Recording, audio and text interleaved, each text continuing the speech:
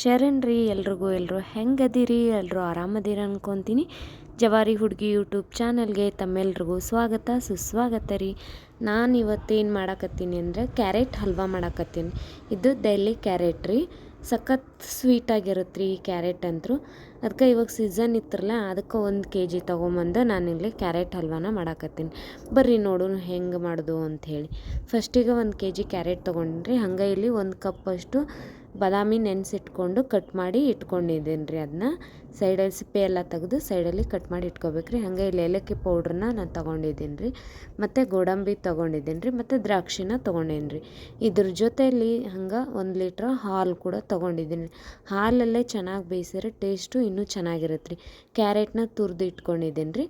ಇದಾದಮೇಲೆ ನೆಕ್ಸ್ಟು ತುಪ್ಪನ ತೊಗೊಂಡಿದ್ದೀನಿ ರೀ. ನಾನಿಲ್ಲಿ ತುಪ್ಪ ಹಾಕಿದ್ರು ಅಂತೂ ಟೇಸ್ಟ್ ಚೆನ್ನಾಗಿ ಬರುತ್ತೆ ರೀ. ಇವಾಗ ಗ್ಯಾಸ್ ಮೇಲೆ ಒಂದು ಬಾಣಲೆ ಇಟ್ಟು ಮಾಡೋಣ ಬರ್ರಿ. ಫಟಾಫಟ್ ಅಂತ ಕ್ಯಾರೆಟ್ ಹಲ್ವಾನ ಮಾಡಿ ಟೇಸ್ಟ್ ನೋಡಿ. ಈ ಬಾಣಲೆಗೆ ನಾನು ಜಸ್ಟ್ 2 ಸ್ಪೂನ್ ಮಾತ್ರ ತುಪ್ಪ ಹಾಕ್ಕೊಳತ್ತೀನಿ ರೀ. ಸುಮ್ಮನೆ ಅದನ್ನು ಚೆನ್ನಾಗಿ ರೋಸ್ಟ್ ಮಾಡ್ಕೋಬೇಕು, ಸ್ವಲ್ಪ ನೀರಿನ ಅಂಶ ಎಲ್ಲ ಹೊಟ್ಟೋಗ್ಬೇಕು ಅಂತೇಳಿ ಅದಕ್ಕೋಸ್ಕರ ಇಲ್ಲಿ ನಾನು 2 ಸ್ಪೂನ್ ತುಪ್ಪನ ಹಾಕ್ಕೊಂಡೀನಿ ರೀ. ಬರ್ರಿ ಇವಾಗ ಚೆನ್ನಾಗಿ ಇದನ್ನು ಫ್ರೈ ಮಾಡ್ಕೊಳ್ಳೋಣ.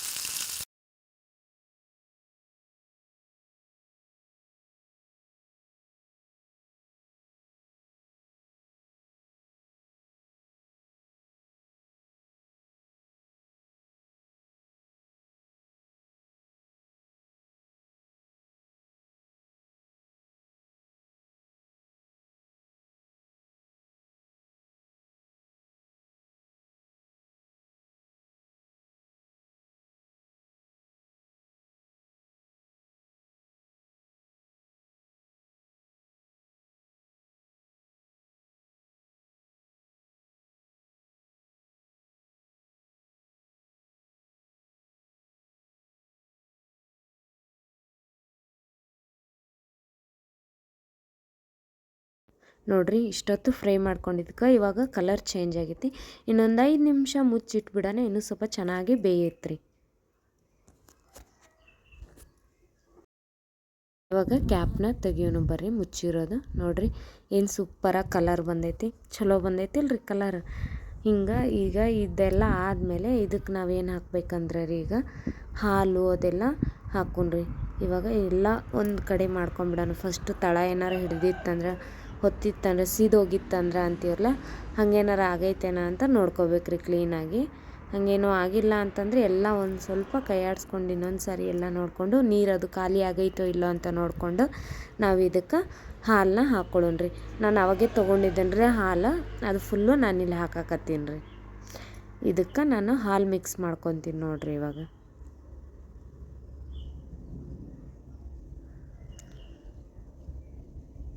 ಇದಿಷ್ಟಕ್ಕೂ ನಾನು ಹಾಲು ಹಾಕ್ಕೊಂಡೇನಿ. ಹಾಲು ಹಾಕ್ಕೊಂಡು ಕಿಶನ್ ಏನೈತಲ್ಲ ಸ್ವಲ್ಪ ಮಿಕ್ಸ್ ಕೊಡ್ಬೇಕ್ರಿ. ಹಾಲಲ್ಲೇ ಬೇಯ್ತಾಯಿದ್ರೆ ಆ ಟೇಸ್ಟ್ ಒಂಥರ ಸೂಪರಾಗಿರುತ್ತೆ ರೀ, ಚೆನ್ನಾಗಿರುತ್ತೆ. ಹಾಲಲ್ಲಿ ಬೇಯ್ದು ಆ ಕ್ಯಾರೆಟ್ ಸ್ವೀಟ್ಗೂ ಇದಕ್ಕೂ ಸಖತ್ ಕಾಂಬಿನೇಷನ್ ಮಸ್ತಾಗಿರುತ್ತೆ ರೀ. ಸಾರಿ, ಈ ವಿಡಿಯೋ ಸ್ವಲ್ಪ ಆ ಕಡೆ ಈ ಕಡೆ ಆಗೈತೆ ರೀ, ಯಾಕಂದ್ರೆ ನಂದು ಸೆಲ್ಫಿ ಸ್ಟಿಕ್ ಅಂದ್ರೆ ರಿಂಗ್ ಲೈಟ್ ಏನಿರುತ್ತಲ್ಲ ಅದು ಬ್ರೇಕ್ ಆಗೋಯ್ತು ರೀ. ಹಾಗಾಗಿ ನಾನು ವಿಡಿಯೋ ಮಾಡೋ ಟೈಮಲ್ಲೇ ಬ್ರೇಕ್ ಆಯಿತು. ಹಾಗಾಗಿ ಅದಕ್ಕೆ ಇಲ್ಲಿ ಒಂದು ಕೈಯಲ್ಲಿ ಹಿಡ್ಕೊಂಡು ಒಂದು ಕೈಯಲ್ಲಿ ವಿಡಿಯೋ ಮಾಡಾಕತ್ತೀನಿ ರೀ. ಸ್ವಲ್ಪ ಏನಾರು ಆ ಕಡೆ ಈ ಕಡೆ ಆಗಿದೆ ದಯವಿಟ್ಟು ಅಡ್ಜಸ್ಟ್ ಮಾಡಿಕೊಡ್ರಿ, ಹೊಟ್ಟೆಗೆ ಹಾಕ್ಕೊಡ್ರಿ ಅಂತ ಹೇಳಕ್ಕೆ ಇಷ್ಟಪಡ್ತೀನಿ ರೀ. ಹಾಗಂತೇಳಿ ಯಾರೂ ಕೂಡ ವಿಡಿಯೋನ ಎಲ್ಲಿ ಸ್ಕಿಪ್ ಮಾಡಬೇಡ್ರಿ, ದಯವಿಟ್ಟು ಲಾಸ್ಟ್ವರೆಗೂ ವಿಡಿಯೋನ ನೋಡಿರಿ. ತುಂಬ ಕಷ್ಟಪಟ್ಟು ನಾನು ವಿಡಿಯೋ ಮಾಡೀನಿ ರೀ, ನೀವೆಲ್ಲರೂ ನೋಡಲಿ ಅಂಥೇಳಿ ದಯವಿಟ್ಟು ವಿಡಿಯೋ ನೋಡಿರಿ. ಇವಾಗ ಇದಕ್ಕೆ ಸ್ವಲ್ಪ ಮುಚ್ಚಿಡೋಣ್ರಿ, ಯಾಕಂದ್ರೆ ಹಾಲು ಹಾಕಿವ್ರಲ್ಲ ಅದೆಲ್ಲ ಹಸಿ ಸ್ಮೆಲ್ ಹೋಗೋವರೆಗೂ ನಾನು ಇಲ್ಲಿ ಮುಚ್ಚಿಟ್ಟಿದ್ದೀನಿ ರೀ. ಇವಾಗ ನೋಡಿರಿ ಎಷ್ಟು ಚೆನ್ನಾಗಿ ಕುದಿ ಬರಾಕತ್ತೈತಿ. ಹಿಂಗೆ ಕುದಿ ಬರಾಕತ್ರ ಒಂಥರ ಟೇಸ್ಟ್ ಚೆನ್ನಾಗಿ ಬರುತ್ತೆ, ಚೆನ್ನಾಗಿ ಬರಾಕತ್ತೈತಿ ರೆಸಿಪಿ ಅಂತ ಅರ್ಥ ರೀ. ನೋಡಿರಿ ಎಷ್ಟು ಚೆನ್ನಾಗಿ ಬಂದೈತಿ.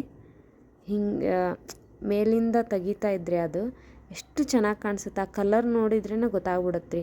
ಯಾವುದೋ ಒಂದು ಅಡುಗೆನ ಕಲರ್ ನೋಡಿದ ತಕ್ಷಣ ಗೊತ್ತಾಗುತ್ತೆ ಈ ಅಡುಗೆ ಚೆನ್ನಾಗೈತಾ ಇಲ್ವಾ ಅಂತೇಳಿ, ಪರ್ಫೆಕ್ಟಾಗಿ ಬಂದೈತಾ ಇಲ್ವಾ ರೆಸಿಪಿ ಅಂತ ಗೊತ್ತಾಗುತ್ತೆ ರೀ. ಇವಾಗ ಕಲರ್ ನೋಡ್ರೆ ಸಾಕ್ರಿ ನಿಮ್ಗೆ ಗೊತ್ತಾಗುತ್ತೆ ಆಲ್ರೆಡಿ. ಎಲ್ಲ ಎಷ್ಟು ಚೆನ್ನಾಗಿ ಬಂದೈತಿ ಅಂಥೇಳಿ. ಇದಕ್ಕೆ ಮುಂದೆ ಏನೇನು ಬೇಕು, ಹೆಂಗೆ ಮಾಡೋದು ಅಂತ ನೋಡೋಣ ಬರ್ರಿ ಹಂಗೆ.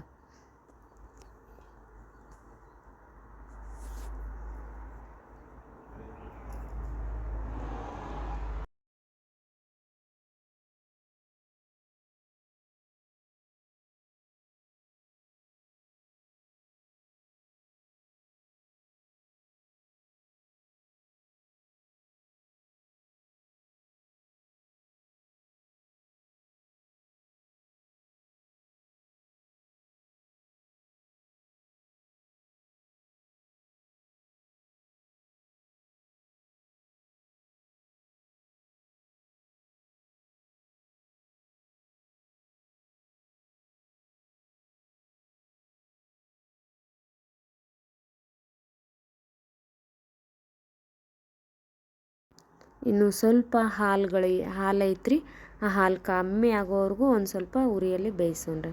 ನೋಡಿರಿ ನಾನು ಇಲ್ಲಿ ನನ್ನ ಫೇಸ್ನ ಅವಾಗಿಂದ್ರೂ ಸ್ಟಾರ್ಟ್ ಆದಾಗಿಂದ್ರೂ ತೋರಿಸಿರ್ಲಿಲ್ಲ, ಹಾಗಾಗಿ ತೋರ್ಸಾಕತ್ತೀನಿ. ನಾನು ಸ್ಮೆಲ್ ನೋಡಾಕತ್ತೀನಿ ರೀ, ಯಾಕಂದ್ರೆ ಬೆಂದೈತೋ ಇಲ್ಲೋ ಅಂಥೇಳಿ. ಬೆಂದಿದ್ದಂತ್ರ ಆಯ್ತು ರೀ. ಇವಾಗ ಸ್ವಲ್ಪ ಸಕ್ಕರೆನ ಆ್ಯಡ್ ಮಾಡೋಣ್ರಿ. ನಾನಿಲ್ಲಿ ಚಿಕ್ಕ ಬೌಲಲ್ಲಿ 2 ಬೌಲ್ ಮಾತ್ರ ಸಕ್ಕರೆ ತೊಗೊಂಡಿನಿ ಸಾಕು ರೀ, ಯಾಕಂದ್ರೆ ಆಲ್ಮೋಸ್ಟ್ ಕ್ಯಾರೆಟ್ ಜಾಸ್ತಿ ಸ್ವೀಟ್ ಇರುತ್ತೆ ರೀ ಅದು. ಹಾಗಾಗಿ ನಾನಿಲ್ಲಿ ಬರೀ 2 ಕಪ್ ಮಾತ್ರ ಇದನ್ನು ಸಕ್ಕರೆ ತೊಗೊಂಡಿದ್ದೇನೆ ರೀ.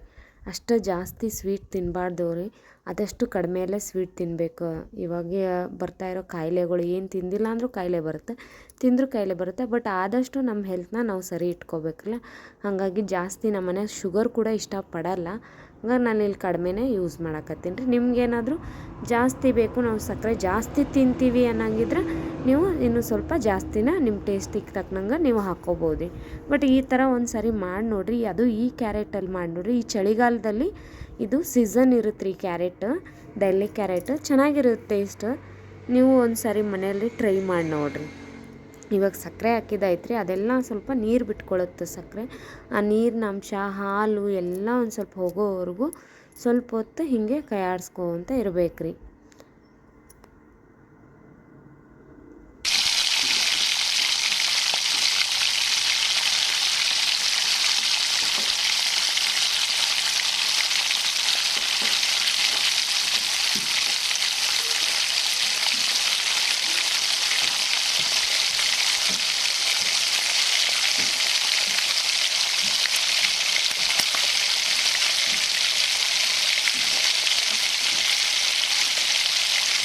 ಇಲ್ಲಿ ಸಕ್ಕರೆ ಎಲ್ಲ ಕರ್ಗೋಗೈತ್ರಿ, ನೋಡಾಕತ್ತಿರಲ್ರಿ.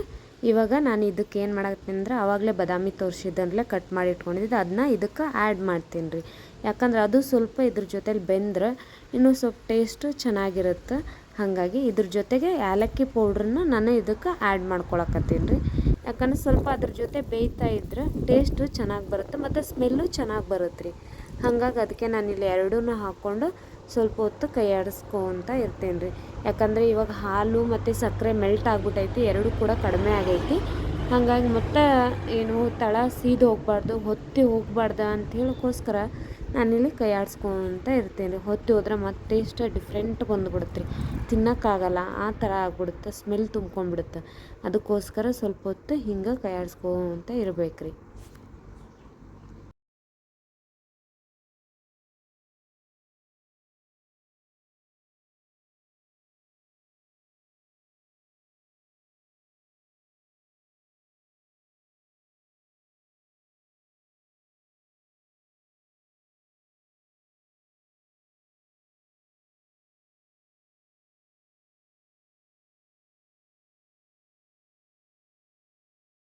ನೋಡ್ರಿ ಇಲ್ಲಿ ಅಂತೂ ಇಂತೂ ಫೈನಲಿ ಆಗ್ಬಿಟ್ಟೈತಿ.